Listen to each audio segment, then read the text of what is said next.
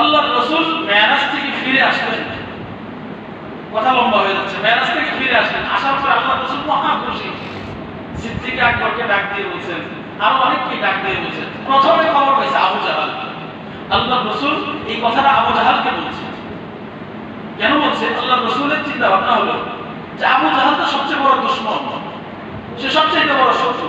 তাকে বলি যদি এই কথাগুলো শুনেও যদি সে ইসলাম গ্রহণ করে, কিন্তু হলো হিতে বিপরীত।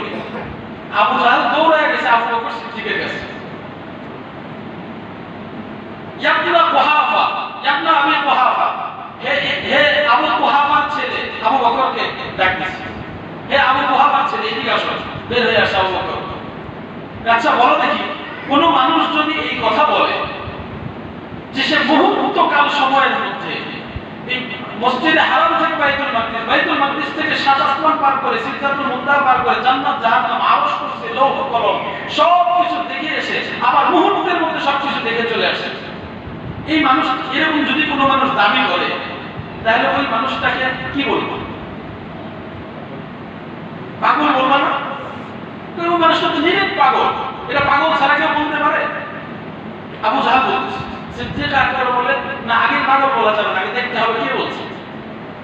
এই যে এতদিন থেকে তোমাকে সতর্ক করতেছিলাম যে মুহাম্মদের সামনে দিও না, মুহাম্মদের সাথে থাকিও না, থাকলে একদিন তোমাকেও মানুষ এরকম পাগল বলবে। দেখো এতদিন তো কথা বিশ্বাস হয় না, আজকে দেখো তোমার বন্ধু মুহাম্মদ সাল্লাল্লাহু আলাইহি ওয়াসাল্লাম এই কথা বলেছে। সিদ্দিক আকবর মানে কি জানেন? এই উম্মতের কিয়ামত পর্যন্ত সমস্ত মানুষের মধ্যে সবচেয়ে বড় সত্যবাদী। সিদ্দিক আকবর যখন আবু জাহালের মুখ থেকে শুনলো যে আমার নবী এই কথা বলছে, সিদ্দিক আকবর বলে কি জানেন? হায় হায়, নাদান বলে কি? আল্লাহ আছে দেখছি, আমি দেখি নাই, বিশ্বাস করছি কার কথায়? মুহাম্মদ দস্তর কথায়, আমার এই বন্ধুর কথায় বিশ্বাস করছি। জান্নাত জাহান্নাম আছে দেখি নাই, বিশ্বাস করছি। অস্বাভাবিক সব কিছু যেগুলো মুহাম্মদ সাল্লাল্লাহু আলাইহি ওয়াসাল্লাম যাওয়া ছাড়াই দুনিয়ায় বসে থেকে বলছে যে এগুলো আছে, তারপরেও বিশ্বাস করছি। এখন যখন মুহাম্মদ সাল্লাল্লাহু আলাইহি ওয়াসাল্লাম বলবে আমি নিজে গিয়ে দেখে এসে বলতেছি, তখন তো এইটার মধ্যে আর সন্দেহের কোনো অবকাশই নেই। আমি সবার আগে সাক্ষ্য দিচ্ছি, মুহাম্মদ যদি এই কথা বলে থাকে, তাহলে দুনিয়ায় যত সত্য আছে সবচেয়ে চির সত্য, মহাসত্য এই কথা, সবচেয়ে বড় সত্য এই কথা।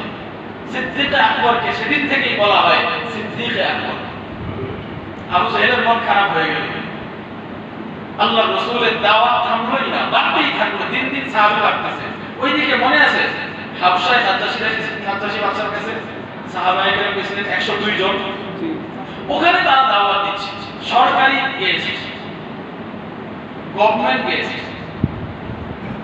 সরকারি অতিথি হিসাবে তারা ওখানে থাকতেছে, দাওয়াত দিচ্ছে। ওইদিকে সংখ্যা বাড়তেছে, এদিকে মক্কায় সংখ্যা বাড়তেছে, কাফেরদের খুব হারাম। আবু জাহাল সবাইকে ডাকলো, উতবা আর শাইবা, উতবা ইবনে মুগীরা, শাইবা ইবনে মুগীরা, দুই ভাই। এরা ছিল তৎকালীন সময়কার সবচেয়ে প্রবীণ এবং সবচেয়ে জ্ঞানী। আবু জাহালের নেতৃত্বে এদেরকে এই দুই ভাইয়ের সভাপতিত্বে মজলিস হইল। মক্কায় এক জায়গায় মজলিস বসল। কি করা যায়? মজলিসে যখন সবাই বসছে, হঠাৎ করে দরজায় দেখে একজন বৃদ্ধ মানুষ দাঁড়িয়ে আছে, সাদা, দেখতে খুব সুন্দর। কেউ তাকে চিনে না। সবাই বলল আপনি কি? তখন সে বলতেছে আনাস শায়খ আন-নাজদি, আমি নজদ এলাকা থেকে আসছি, আমি একজন জ্ঞানী মানুষ, আমি একজন জ্ঞানী ভদ্রলোক, নজদ থেকে আসছি। আপনাদের এই মিটিং এর ব্যাপারে খবর পেয়েছি, খবর পেয়ে আপনাদের সাথে সংযুক্ত হওয়ার জন্য আমি এখানে আসছি। আপনারা যা বলবেন সেটা যদি সুন্দর হয় মেনে নিব, যদি অসুন্দর হয় তাহলে আমি শুধুমাত্র আমার রায়টা আপনাদেরকে বলব। তখন আপনি কি? তো বললাম না আমি নজদ এলাকা থেকে আসছি, শাইখে নজদি মুহাদ্দিসিন